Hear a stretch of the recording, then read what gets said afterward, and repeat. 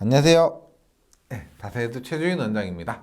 오늘은 저한테 가장 많이 질문하시는 것 중에 하나가 필기 정규반 공부 방법입니다. 그래서 오늘은 필기 정규반 공부 방법에 대해서 한번 말씀드리고자 합니다.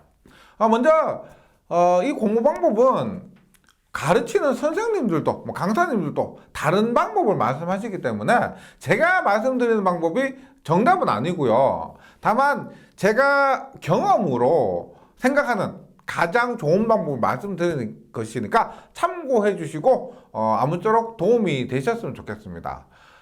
그리고 이 방법은 시험을 급히 앞두고 계신 분들을 위한 방법이 아니고 어느 정도 시간적 여유가 있고 차근차근 정규 공부를 해보겠다라고 마음 먹으신 분들한테 적용되는 그런 일반적인 방법으로 생각하시면 되겠습니다. 먼저 제가 드리고 싶은 말이 있는데 책은 한 번만 본 것은 아예 보지 않은 것 같다. 좀 독한 말이죠.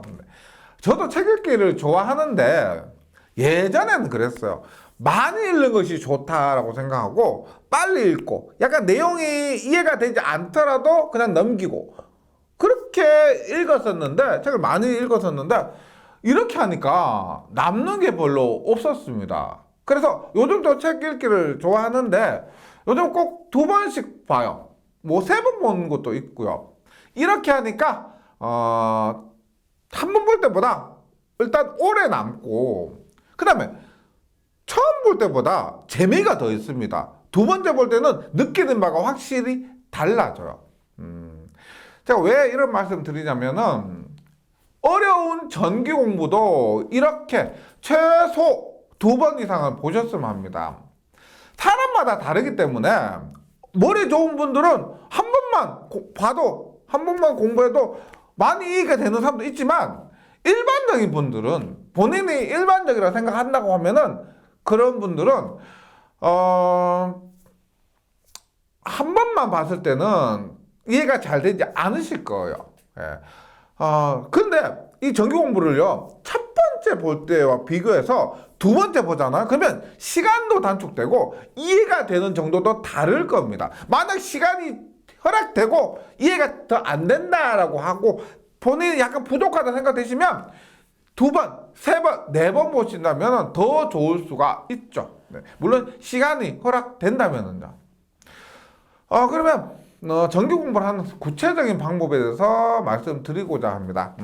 첫 번째로 공부 순서요. 공부 순서는 먼저 사람마다 다를 수가 있다 그랬죠. 제가 말씀드린 방법은 첫 번째 회로 이론을 공부한 다음에 회로 이론을 처음부터 끝까지 일해본 다음에 다음 과목 전기자기학 처음부터 끝까지 한번 보시고 그 다음에 전기기기, 전력공학, 설비 순서대로 한번 쭉 보세요. 회로 이론 끝난 다음에 전기자기학 그때 끝난 다음에 전기기기, 전력공학, 설비 이런 방법으로 전 과목을 일해 공부하시고 조금 전에 말씀드렸던 것처럼 전 과목 일해 보시고 다시 회로 이론으로 돌아가서 처음부터 반복을 하시는 겁니다.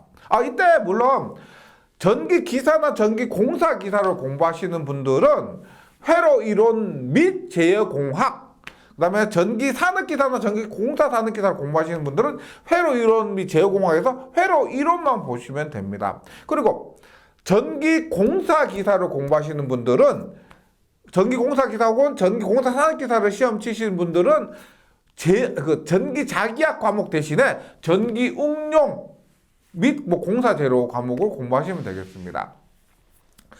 그리고 회로 이론을 공부하면서 당연히 막히는 부분이 있을 겁니다. 그래서 이 회로 이론을 공부하는데 막혀서 잘 이해가 되지 않았는데 다음 과목으로 넘어가도 될까 이렇게 걱정하실 수가 있는데 넘어가셔야 돼요.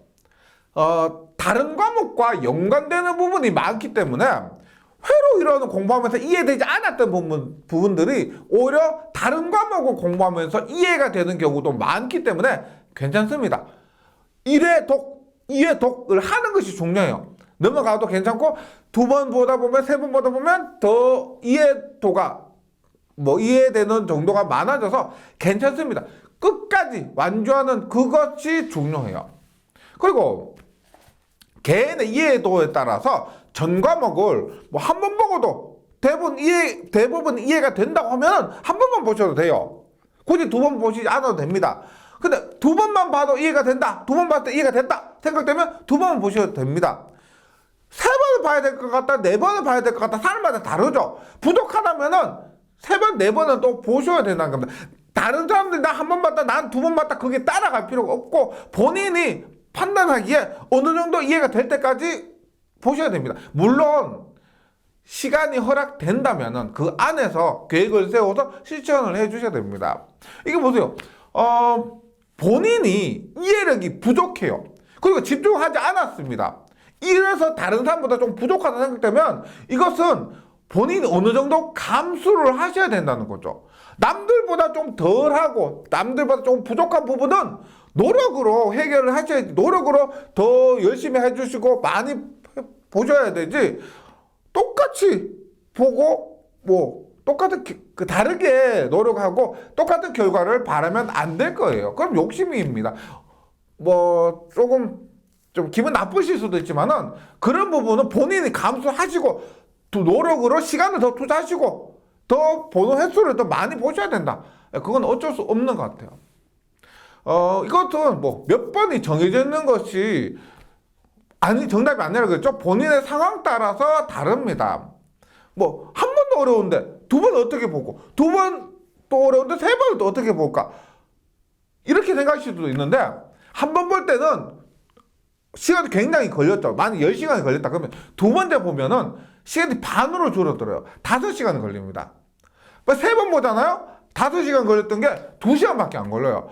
이렇게 시간이 많이 줄어들기 때문에 그런 걱정 안 하셔도 됩니다. 미리 두 번 어떻게 볼까, 세 번 어떻게 볼까, 그런 걱정을 하지 않으셔도 나중에 공부해보고 뒤를 돌아보면 뭐 웃음이 나올 거예요. 그 어려운 과정을 극복했다, 이겨냈다. 그러니까 어떻게 하지, 이런 걱정을 좀 안 해주셨으면 좋겠습니다. 하여튼 한 과목을, 다시 말씀드리지만 한 과목을 뭐 두 번 보고 세 번 보고 다음 과목 넘어가는 것이 아니고 한 과목을 이렇게 하는 것이 아니고 전 과목을 한 번, 전 과목을 두 번 이렇게 공부해 주시는 것을 뭐 권장해 드리고요. 그럼 두 번째, 이런 질문을 또 많이 하세요. 필기 교재에 나오는 문제들을 꼭 풀어봐야 할까? 관운도 문제 공부하면 어차피 풀어볼 건데 필기 문제에 나오는 거 풀어봐야 되냐, 이렇게 많이 물으시는데요. 이론과 더불어서 문제까지 꼭 좀 풀어주시길 부탁드립니다. 문제는 있죠. 정규반 교재에 있는 문제는 관운도 문제를 풀면서 많이 공부하는 건 맞습니다. 그런데 정규반 교재에 있는 문제 특징을 하나 보시면, 첫 번째, 왜 이것을 문제까지 풀어봐야 되느냐. 첫 번째로 여기에 나오는 문제들은 100% 관운도에 출제되었던 문제들입니다. 전기기사, 전기공사기사, 전기산업기사, 전기공사, 산업기사에 출제되었던 문제들이기 때문에 충분히 다음 시험에 나올 만한 문제들이에요. 근데 전기기사 관운도 문제만 공부하면 산업기사 문제를 접할 수가 없죠. 그래서 이 산업기사 문제도 정규반에서 접해서 예상 문제로서 공부할 필요가 있다는 겁니다. 두 번째, 공부하시는 분들 중에서 공부 잘하는 분들이 어떤 특징, 예전에 많이 들어보셨죠? 예습, 복습 잘하는 사람들이 공부 잘한다. 뭐요? 문제 푼다는 것 자체가 복습이에요, 복습. 문제 풀면 이론 공부가 나서 문제를 통해서 복습을 하는 겁니다. 세 번째, 문제풀이는 문제풀이에서 끝나는 것이 아니고요. 이런 게 있어요. 정규반 이론을 설명하면서 부족했던 내용, 그 다음에 혹시 이론에서 빼먹었던 내용, 그 다음에 문제 풀면서 시험 노하우나 뭐 시험 치는 방법, 이런 것들까지 같이 설명을 드리기 때문에 문제 자체로 끝나는 게 아니에요. 네. 네 번째, 이론에서 분명히 이해되지 않았던 부분들이 문제를 풀면서 이해되는 경우도 있습니다. 그런 경우가 많아요, 생각보다. 그래서 문제까지 함께 공부해 주시면 좋겠고요. 그리고 정규반 공부 후에 관연도 문제집 있죠. 관연도 문제는 공부해야 되느냐? 정규반에 수록된 문제 말고 정규반 말고 관연도 교재 있죠. 관연도 문제를 따로 풀어봐야 되냐 이렇게 물으시는 분도 많은데 결론은 사람마다 다릅니다. 이렇게 보시면 돼요. 우리가 권투를 배웠는데 매번 샌드백만 두드리고 연습해요. 그럼 이렇게 하면은 실제 시합에 나간다고 하면은 지겠죠. 실제 시합에 나가서 잘 싸울 수가 없을 겁니다. 두드려 맞더라도 샌드백만 치는 것이 아니고 스파링도 하고 해야 실력이 늘어서 시합에서 잘 싸울 수가 있죠. 일반적인 분들이라면은 정규반을 통해서 뭐 이렇게 이론적으로 공부를 하고요. 실제 관연도 문제를 풀면서 연습을 해 주셔야 됩니다. 몇몇 머리 좋은 분들은 정규반 이론 내용이 90% 이상 이해됐다.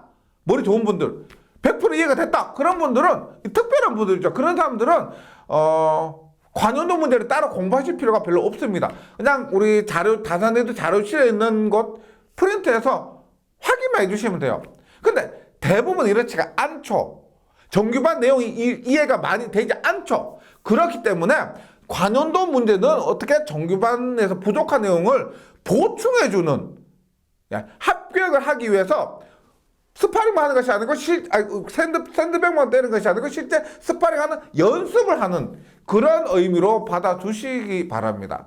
그래서 결론적으로 정규반에서 부족한 내용을 관연도 문제를 풀면서 채워서 실제 시험에서 합격할 수 있는 방법, 연습이라고 이해해 주시면 좋겠습니다. 그 다음에 또 질문 많이 하시는 것 중 하나가 이런 게 있어요. 강의를 볼 때는 이해가 되는데 제가 문제를 풀어드리면 이해가 되는데 혼자 문제 풀면 풀리지 않는다라고 고민하시는 분들이 계신데 왜 그럴까요? 결론은 연습이 부족하기 때문입니다. 문제 푸는 연습이 부족하기 때문인 거예요. 연습이 부족하기 때문에 공식 대입이 안 되고 말 문제가 헷갈리는 거예요.